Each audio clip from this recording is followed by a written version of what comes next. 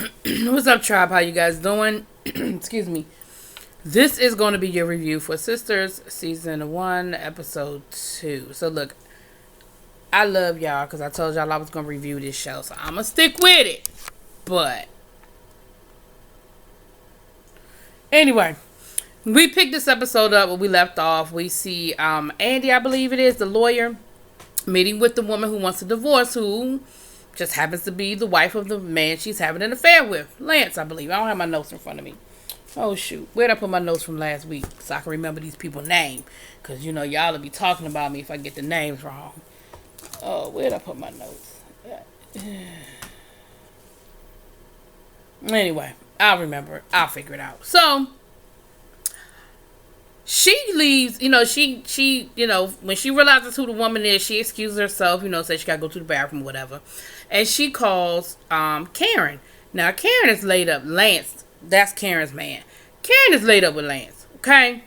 Now, remember Lance, he talked his way into the bed with her last night. Now, something that was crazy to me, and y'all let me know in these comments, because, see, I'm not a big wig person, so I don't understand all the wig stuff, but Karen went from a natural semi-fro thing going on to braids. Now, we find out in this episode that Karen's a hairdresser, but even as a hairdresser, unless she was wearing a wig in one scene and the braids were underneath the wig or something to that effect, y'all let me know, work with a sister. But I had to rewind it because I was like, is that the same?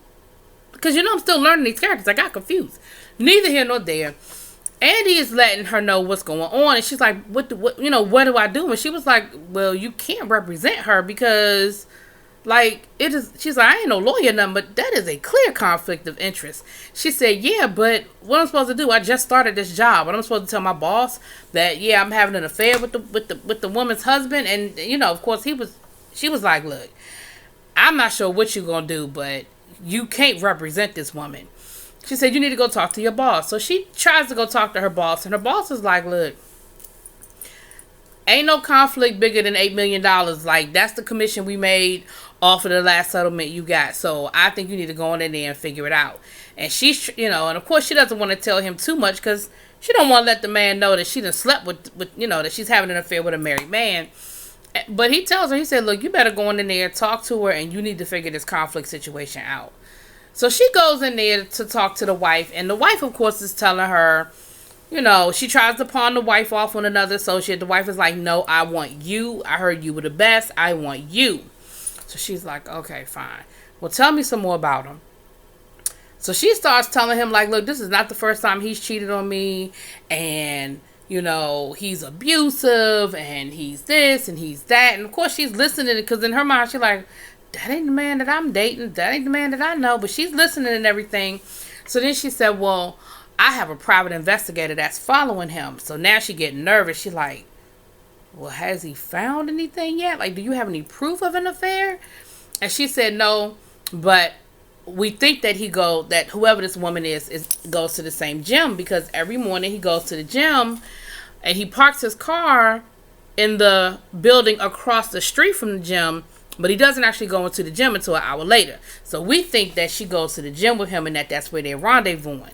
Not realizing that the rendezvous is taking place that hour that y'all think he waiting for his boo thing to show up. The boo thing is in the apartment upstairs from where he parking his car. So she realizes that it's really only a matter of time before they connect all those dots. And she's just like, honey, I can't do this. Now, back over to Karen's apartment. Now, her and Lance, they wake up, and now Karen is back. Karen is like, look, it's okay. The one good thing about this show is that it is going, because it was pissing me off, right? But it's definitely going to give men an insight on how women think. Because as much as it was frustrating me, the women in this episode were doing what women do, right? So, Karen is with Lance. Now, she done told Lance to leave. Lance is like, look, I want us to work this out. I want us to be back where we were. I want to get past this. And she's like, well, you shouldn't have slept with that woman. And last night, the whole time that we were together last night, all I was thinking about was you and that woman. And he was like, why were you thinking about the woman? That's what I was thinking about. That's all I was thinking about was you and that woman. And she was like, well, he said, well, look, I just want to work this out. Like, I love you. I don't know why I keep making this mistake, but you the woman I want to be with. And she's like, look, ain't nothing changed. I want you to leave. When I get home, I don't want you here.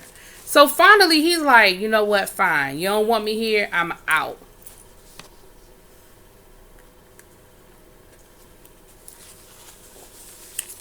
She gets in the car and immediately calls the one that works at the bank. Lord, I don't have my notes in front of me with these women's names. Immediately calls the woman that works at the bank and starts telling her about what happened and how dare he leave. I can't believe he didn't even fight. He just left. Now, you are telling your girlfriend a different version of what happened. Because he did fight. He did beg you. He did say he wanted to move forward and he wanted to work this out. What you wanted him to do, get on his knees. I don't know what you wanted to do. The man got on his knees. Well, he'd already been on his knees. I don't know what you wanted from the man. But you calling your girlfriend, and your girlfriend is telling you, look, you tripping. You doing too much, and you tripping. And she was like, well, I don't understand it. I mean, and she said, well, I thought you wanted him to leave. No, I wanted him to stay, but I wanted him to fight. And he didn't even fight. And I was like, you tripping. You crazy. So then she said, well, look, whatever you do, don't call. What's the one that works at the one that works at the airport that's crazy as hell? Her. Don't call her. Hold on. I don't find these damn names. Hold on. I can't find my notes. But look. So she said, whatever you do, don't call her. Because she be tripping. She going to go on an IG tear and go on social media and put stuff together that isn't there. And she was like, I'm not going to call her. I'm not going to call her. But the girl at the bank know that as soon as they get off the phone, she going to call old girl over to the airport. Now, down to the bank. She's opening up the bank. Her friend comes rolling in, the gay guy. He comes rolling in with a guy delivering roses. Come to find out the roses are for her. They're from old boy that she went on a date with the night before. And, her friend was like, he was like, oh, those roses are cute or whatever. And she was like, see, you thought he was interested in you and he wasn't. He was interested in me. And he was like, nah. I hold on to my opinion that he was interested in me, but okay. And she was like, you don't even know what you're talking about. He was like, okay. And so they kind of banter a little bit about, the date and what happened and all that good stuff. Now, what's interesting is I didn't see it last episode. I really didn't. But this episode, I saw it. So Abby, shout out to Abby, shout out to Spiller Boy TV. Y'all saw it. I didn't see it last week. But oh boy, I'm thinking it might be some DL issues going on there. We see her go to lunch with him, and they're having a good lunch. They're talking and everything. They're sort of vibing, and then his friend rolls in. And honey, he is like, hey, and they hugging and then they kiss on the lips. Now, let me tell you something.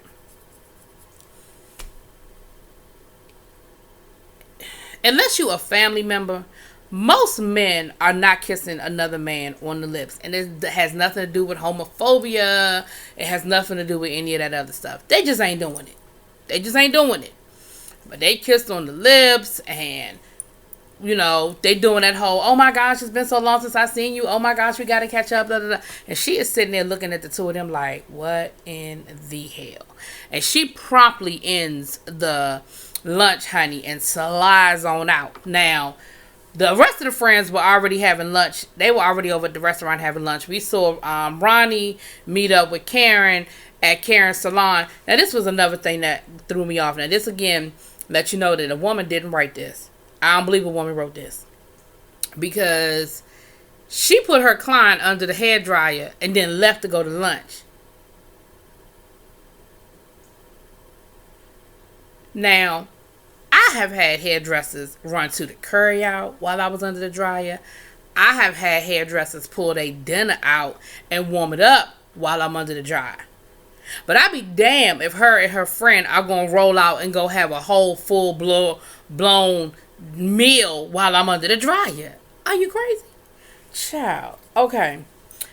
Now, while they're at lunch, of course, they're exchanging what happened the night before, and she's reiterating the situation at the job, and she's telling them, she's telling Karen everything that the wife told her about the man being abusive, and this isn't his first affair, and about the private detective, and all that other stuff.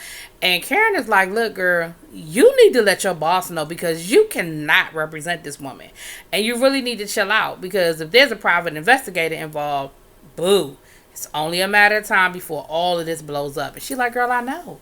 She was like, but I ain't never made this much money before. And, I worked hard for this. She was like, you went to law school and all that. So they having a real girlfriend conversation, because she has a real dilemma. Like, I don't know how you going to get out of this. The only thing I can think of to get out of this one is you going to have to call old boy's bluff. And you're going to have to be like, look, your wife came to me about a divorce. You said you want to get out of this. I'm gonna negotiate as fair as I can. I'm gonna try to make sure that she don't clean you out.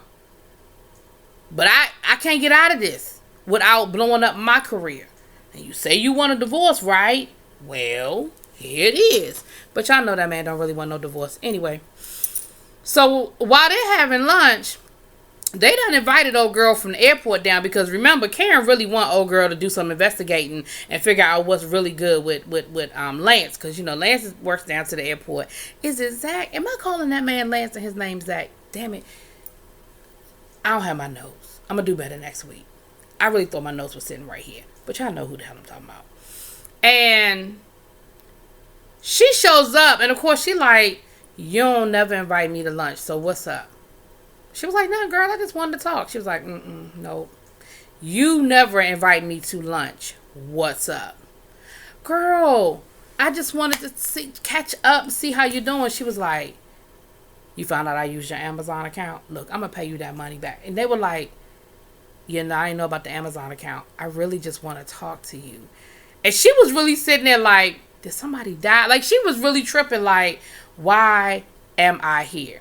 And she finally got around to asking about Lance. And she was like, oh, well, if that's what we're here for, oh, yeah, come over tonight. We'll go through his IG. We'll go through his Instagram, his Twitter, whatever. And we will figure this out. We'll find out what's going on with him. And she was like, okay. And Ronnie, of course, is telling her, don't do it. Don't fool with him. Don't fool with her, because you know how she do. She go crazy. Now, while all of this is going on, old girl from the bank who done left her date at the bar with his little gay friend, she done slid through there, and they were like, you late, lunch is over. She said, I know, but I needed to come and vibe with y'all for a minute. And she tells them about what happened. And, of course they were like, well, I mean, maybe it's not what you think it is. Maybe it's not that big of a deal. But then the more she talks and tells them about the kiss on the lips, once she gets to the kiss on the lips part, they're like, yeah, maybe not. Maybe okay.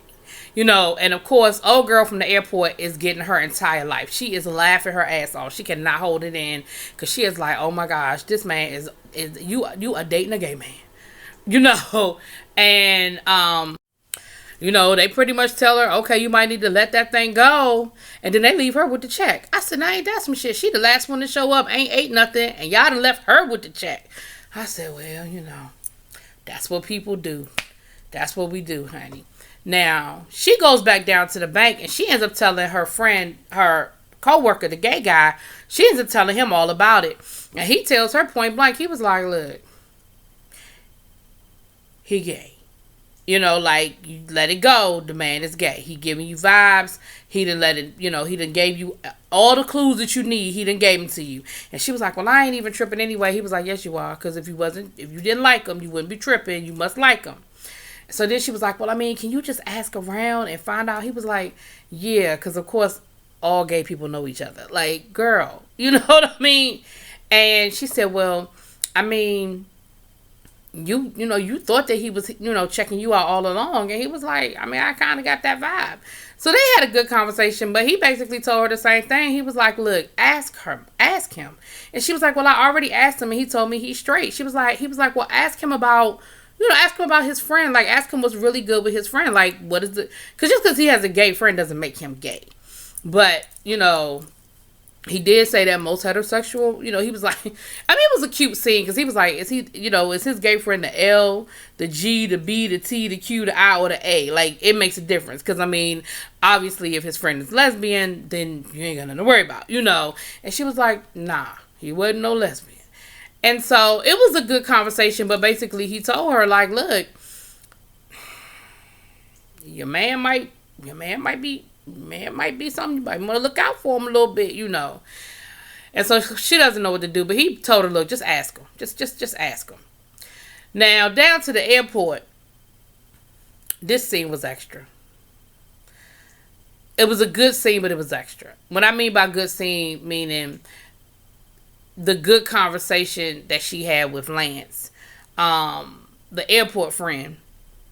She done stopped the man on his cart again. She done stole the key, dropped it in her bra so that he couldn't go nowhere until she finished talking to him. And she basically was like, look, what's going on? What you doing with my girl? Like, you got a good woman. Why do you keep dogging my girl out? And he was like, look, I'm sorry. I'm not trying to dog her out. And he said, basically he said she emasculates me. And it makes me feel some kind of way. And so then I go out and I look for comfort other places. That's basically what he said. He said, if I can't pay a bill, if I need to borrow her car, she make me feel less than a man. And ain't nobody trying to hear that every time. Like, I know that, my situation isn't perfect, but I'm trying. I'm doing the best I can. And I just feel like every time I come up short, she just throws it in my face. And so then, he looks for comfort in other places. And so she was like, look, let that go. You got a good woman. You about to lose her over your ego. And so then we find out that he has a record because he said something about, she was like, if you're not making enough money, find a better job. And he was like, with my record, I'm lucky to have the job I have. Like, that's why I'm here trying to hustle and make as much money as I can here. Because, I mean, honestly, I might not be able to find another job, making good money anywhere else. So they have it was a tender moment, but the scene itself was extra with her dropping the key down in her bra and in the middle of the airport, once again, making a scene in the middle of the airport. Like, come on, y'all. Like, oh, Tyler. Oh, Tyler.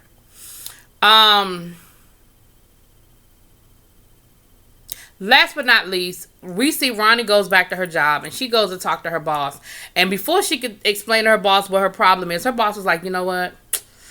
We really should offer you more money. How about, and I want to say he upped her salary to like $400,000.